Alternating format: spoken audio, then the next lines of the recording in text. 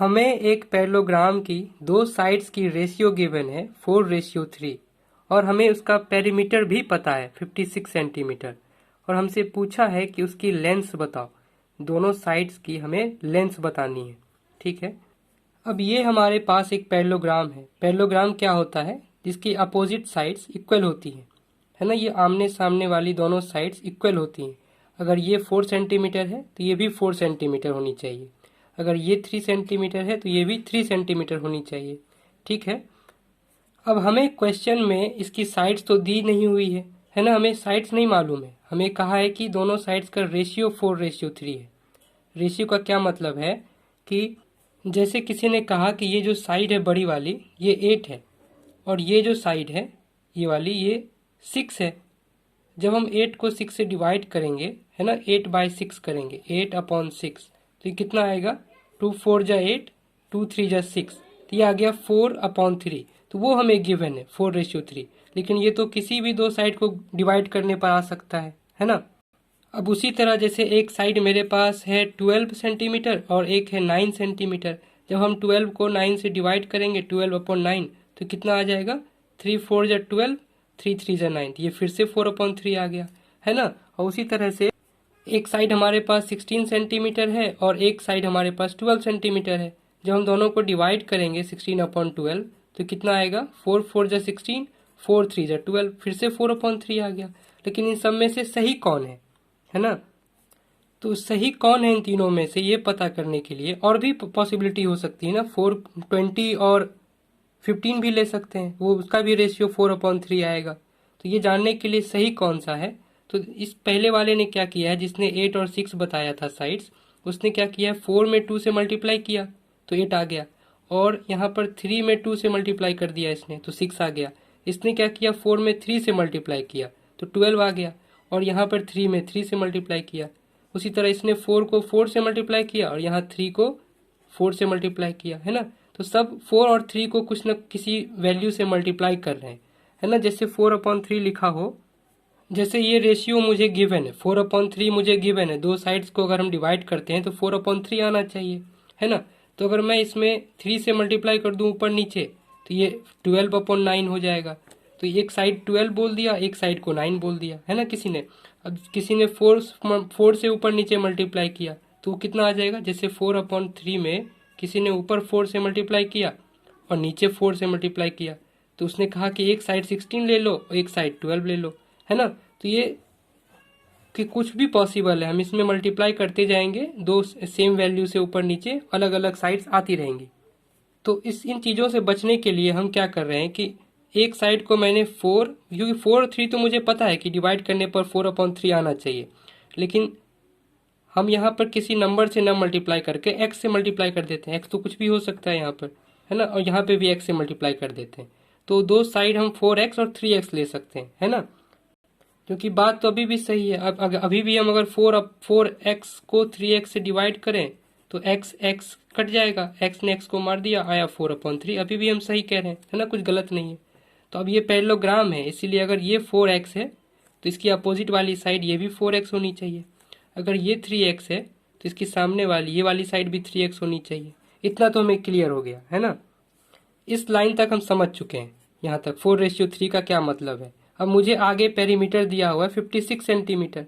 अब इसको भी सेटिस्फाई करना है। सिर्फ साइड्स का रेशियो 4/3 नहीं आना चाहिए, उन सबको ऐड करके। पेरीमीटर का क्या मतलब होता है? बाउंड्री पे घूमना। अगर मैं यहाँ पे शुरू करूँ तो मुझे पूरी बाउंड्री पे घूमनी है। यहाँ से घूमते घूमते यहाँ आया, फिर यहाँ, फिर यहाँ, फिर यहाँ, सबको ऐड करके 56 आना चाहिए, है ना। अब जैसे मैं यहाँ से चलना शुरू करूँ, इस बाउंड्री पे घूमना, तो मैं यहाँ से यहाँ तक कितना घूमा? 4x। फिर मैं यहाँ से प्लस, फिर मैं यहाँ पहुँचा, यहाँ से यहाँ तक मैं कितना घूमा? 3x। उसी तरह से फिर यहाँ से यहाँ तक कितना घूमा? 4x। फिर प्लस, फिर यहाँ से यहाँ तक वापस यहीं आ गया, कितना घूमा? 3x, है ना। बाउंड्री पे बस घूमना है, पेरीमीटर का मतलब। हम सबको ऐड कर लेंगे और इन सबको ऐड करने के बाद जो आना चाहिए वो तो इसने बताया ही है कि 56 सेंटीमीटर पेरीमीटर है। तो पेरीमीटर तो यही है।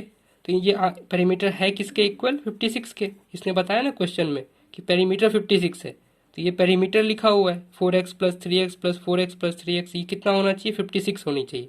हम सबको ऐड कर लेते हैं। है ना, x की वैल्यू निकाल लेंगे यहाँ से।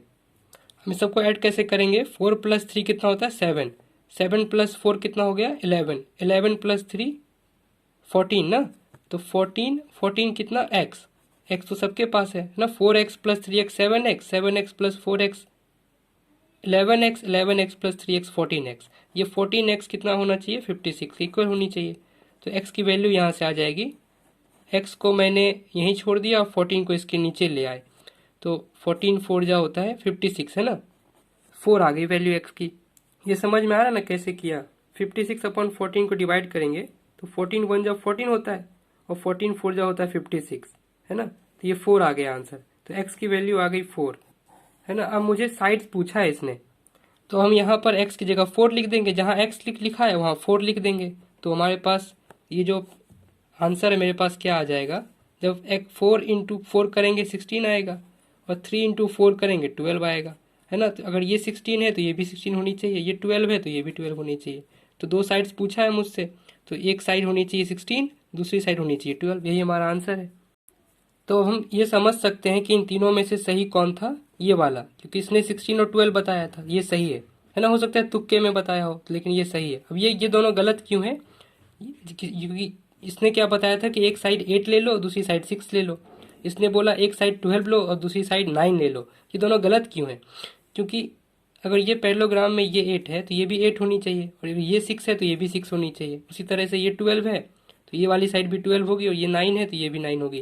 तो क्वेश्चन में ये तो बोला था कि दो साइड को अगर डिवाइड करोगे तो 4/3 आना चाहिए, 4:3 आएगा, लेकिन ये भी तो बोला है ना कि उसका जो पेरीमीटर है वो 56 होना चाहिए। तो सबको जब हम ऐड करेंगे तो 56 आएगा क्या, अगर हम 8 + 6 करें कितना होता है 14, 8 + 6 14 होता है, 14 और ये भी 14 हो गया, 14 + 14 28, ये तो 28 आ रहा है, तो बहुत कम आ रहा है, पेरीमीटर 28 आ रहा है, इसीलिए ये गलत है ना। यहाँ पर 12 + 9 कितना होता है 12 21 है ना, और 21 × 21 कितना होगा 12 + 9 21, 12 + 9 21, 21 + 21 42, तो यहाँ 42 आ रहा है, तो पेरीमीटर ये भी कम है, आना कितना चाहिए 56, इसलिए ये भी गलत है।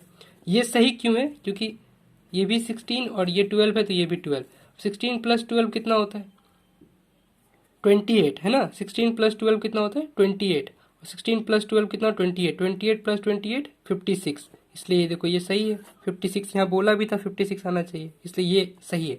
तो हमें ऐसे भी पता चल गया कि x की वैल्यू कितनी आनी चाहिए 4 है ना, ठीक है। तो इसका फाइनल आंसर हमारा 16 और 12 होगा। खत्म हो गया क्वेश्चन।